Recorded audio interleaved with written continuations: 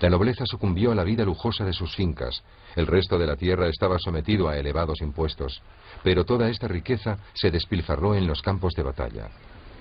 En su informe, Polibio escribió sobre las equivocaciones de Cartago. ¿Podía Roma aprender la lección de su enemigo? ¿O quizás la caída del Imperio Romano está a la vuelta de la esquina? Las canteras de El Jaguaria. Cartago estaba construida con esa piedra, miles de trozos transformados en bloques manejables. La población fenicia crecía sin parar y cada vez se necesitaba más piedra. Los agujeros en la roca eran cada vez más profundos. En este techo aún se ven las marcas de los cinceles que blandieron generaciones de picapedreros. ¿Eran artesanos muy respetados o esclavos como los de las canteras romanas, de los que se abusaba y a los que se trataba como sacos o huesos sacrificados a mayor gloria de Cartago? Los puertos también dan fe de la genialidad de los fenicios como constructores. Barcos de todo el mundo anclaban en el puerto comercial cuadrado. Sus capitanes eran espías. El puerto circular estaba escondido tras las enormes puertas y la muralla doble. En el centro estaba el almirantazgo, que contenía los almacenes y diques para 220 barcos de guerra. La maestría de los cartagineses en el mar les permitía una movilidad estratégica que ninguno de sus rivales podía igualar. Al principio nadie se atrevía a enzarzarse en un conflicto militar con Cartago fuera de su propio territorio. No habrían tenido ninguna posibilidad. Los cartagineses, con las inmensas riquezas que habían acumulado gracias al comercio, podían mantener un gran ejército de mercenarios, además de su propia flota. Y ahora se habían propuesto conseguir el granero que era Sicilia. La armada fenicia es sin duda la más fuerte del Mediterráneo, pero sus próximos rivales, los romanos, están armando un ejército y una flota de barcos de guerra. Cartago manda toda su flota a la costa de Sicilia, pero la fortuna no le sonríe esta vez. Las tropas romanas asedian a las colonias fenicias. La todopoderosa Siracusa se pasa al enemigo. Parece que Sicilia está perdida. Los romanos han ganado en superioridad.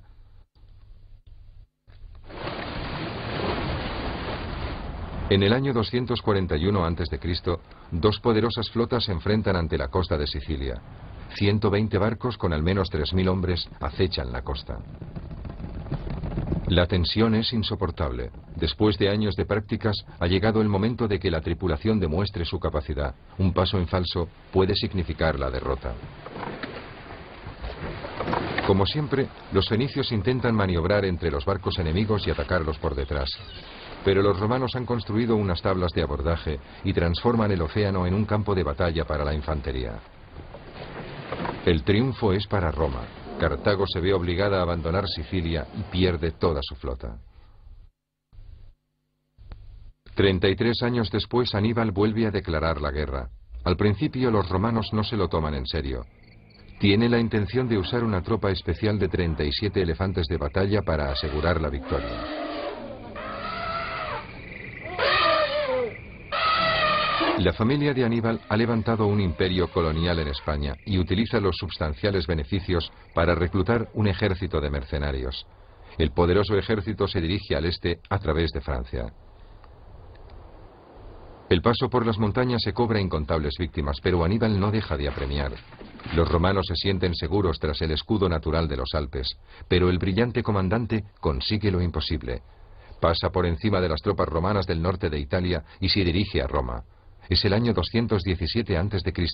Polibio, convulso, describe la derrota de las legiones en el lago de Perugia.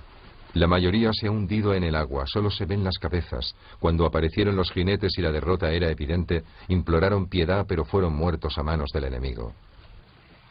Roma se atrinchera tras las fortificaciones. Rumores alarmantes corren por todas partes. Aníbal consigue victoria tras victoria, pero no ataca la ciudad de Roma directamente. Después de 10 años pierde la batalla. Cartago rehúsa mandarle tropas de refresco. Se exilia y se suicida. Cartago sobrevive, pero no tiene ni un momento de paz. Una amenaza imprevista aparece en el horizonte. El África interior no había interesado mucho a los fenicios. Solo los nómadas eran capaces de sobrevivir. Cartago siempre había mirado a esos bárbaros por encima del hombro. Pero ahora pagarán por su arrogancia. Los guerreros montados del rey africano Masinisas aparecen de repente desde el desierto y rodean las montañas. Consiguen tomar la ciudad al asalto, allanando el camino a las legiones romanas. Cartago no consigue defenderse del odio de los oprimidos pueblos del desierto. Cartago deja que los otros luchen por ella. La riqueza del imperio protegía a los ciudadanos normales del servicio militar y sus ejércitos estaban compuestos de mercenarios. Pero las arcas pueden vaciarse y los soldados extranjeros se convierten en amargos enemigos. Los mercenarios se rebelaron y eso aún debilitó más a la ciudad.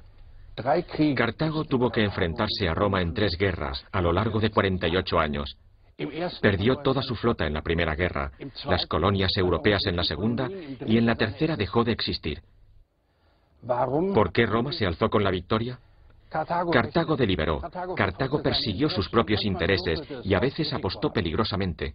Por su parte, Roma tenía una meta.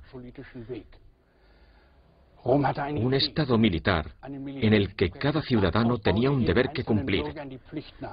Aun cuando estaba amenazada por la derrota, Roma jamás se rindió, ni cedió. Y si Roma negociaba, era únicamente como vencedora. Cartago codiciaba los beneficios del comercio global de la época. Roma solo quería poder en un imperio cada vez mayor. Para Roma, este triunfo representa el comienzo de una nueva era. Los mandos militares ganaron en influencia, el poder de la asamblea pública cada vez era más restringido, y pronto un emperador semidios tomó el poder en el cada vez más poderoso imperio romano.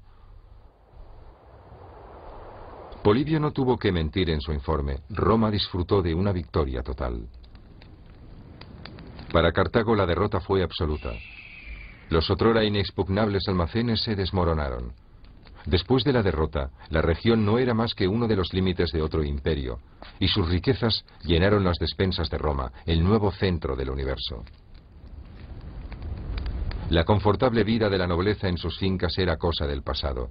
La multitud de sacerdotisas ya no estaban en los templos de Tanit, ahora llenaban los burdeles de la ciudad portuaria de Ostia.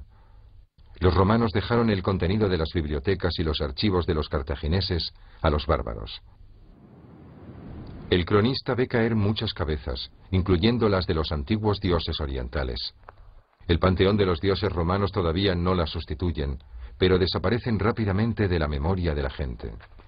Tanit también cae en el olvido, la reemplaza la diosa romana Venus, su culto no requiere sacrificios sangrientos. Se destruyen los altares cartagineses y el ejército de ocupación gobierna con mano dura. Los dominios cartagineses pasan a ser la provincia romana de África. No es hasta años más tarde que Roma permite la construcción de nuevas ciudades sobre las ruinas. Los pocos mercenarios que quedaron volvieron a sus casas en tierras lejanas. Las caravanas de comerciantes, otrora cargadas de riquezas, eran cosa del pasado. Casi no quedan asentamientos fenicios poblados. Incluso la gente que fue perdonada por el enemigo se ha marchado. Poco a poco los nómadas ocupan las viviendas abandonadas, pero los más supersticiosos temen que estén malditas. El desierto avanza cada vez más, no ha quedado nadie para detenerlo. Las dunas de arena se tragan una gran civilización. Roma está en la cumbre y escribe la historia desde su punto de vista. Sus ciudadanos pagaron un alto precio. 50.000 murieron solo en la batalla de Caná. Cartago intentó engañar al destino con la sangre de sus niños, pero los dioses abandonaron a la ciudad y la sumieron en la derrota. En el año 146 a.C. termina la historia de los fenicios.